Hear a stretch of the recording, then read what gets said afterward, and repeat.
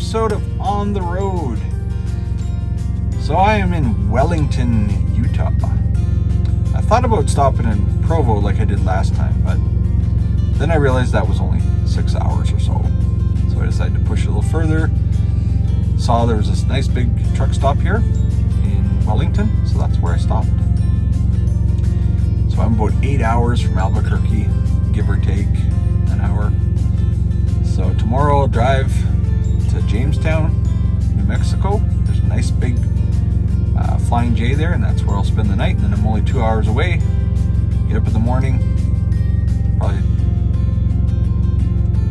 get there around 9, make my delivery, and I don't know what's happening because I don't have any other orders. So I don't know what I'm doing after I make my delivery.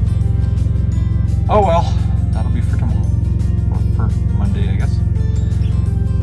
So today, I actually got some footage, as you saw, different places.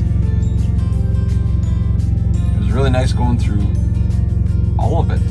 Like even going through Salt Lake City wasn't bad. But I've driven through Minneapolis, and that's so far the worst. So it wasn't bad. A lot of the construction was finished from the first time I went through Salt Lake, so it was way easier. Some did ask. I did drive past that accident just north of Lethbridge. A couple trucks, one of them was hauling lumber, it was on fire. By the time I got there, it was put out. They were just dousing extra water on there. The lumber was burnt all done. I actually knew about this beforehand because I was stopped at the railway tracks about a half hour north or so of that.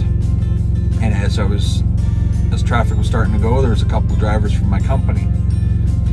CB Radio radioed me and let me know. So I knew ahead of time. But it wouldn't have mattered. They had it all cordoned off. They directed us all onto a side road. Drove around it extra 5 minutes, if that. It's not bad. So, where I'm at, this appears to be the hot spot for town.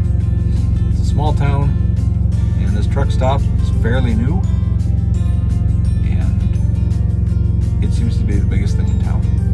So, a lot of foot traffic. I'm seeing a lot of people getting cars. I'm seeing a lot of recreational type vehicles, trailers, side-by-sides, that kind of stuff, boats.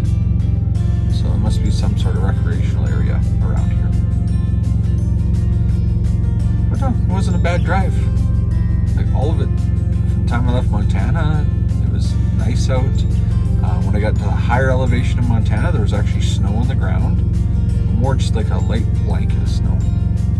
Temperature dropped down to 0. And then within a half hour, it was back up to +2. And as I kept going, it getting warmer and warmer and warmer. You just saw a little bit of mountains that are around Salt Lake City, had snow on the top of them. But none of it where I drove through. So that was good. Tired of the snow, seeing snow.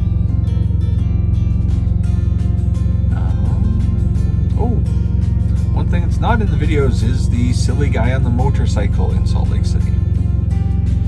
Okay? Because you have a motorcycle, you don't need to drive like an idiot. This guy came flying up the right-hand lane. I was in the farthest lane because they do want you to be in the farthest right lane, but watching all the traffic try and merge and stop, and I stayed one more lane over, so I didn't have to worry about that. But I could hear this guy coming long before I could see him. And he came flying by me, cuts across my lane, keeps going really, really fast, cuts in front of another truck, which is a tanker with dual trailers, tanker trailers. Cut that off, and then went over to the HOV lane and just went flying down that lane. It's like crazy. Like, I'm pretty sure he had that bike almost open fully right up. If he would have gotten in an accident, it would have been real easy for the paramedics because he would have died instantly. He was going so fast. I couldn't even tell if he actually had leathers on or not. He did have a helmet on, but it wouldn't have mattered at the speed he was going. The helmet would have just broke. It's going way too fast. So if you have a motorcycle, don't drive like an idiot. Speed limits are there for a reason, especially on a motorbike. Now, people aren't going to see you all the time, especially somebody like me. If you hit one of my blind spots and I don't see you with my concave mirrors, unless you got a loud bike that I hear, I'm not going to see you. I'm probably going to squish you. But other than that, the rest of the drive was perfectly fine. Did shoot that just little bit of footage through Idaho, and that was interesting because of how green it was. And I went from the hilly Montana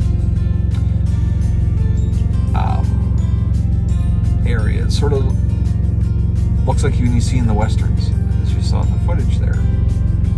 It was just a little more hilly, and then smoothed right out, and then it was all this green farmers fields. No cattle, just farmers fields. It was really interesting to go through such an extreme.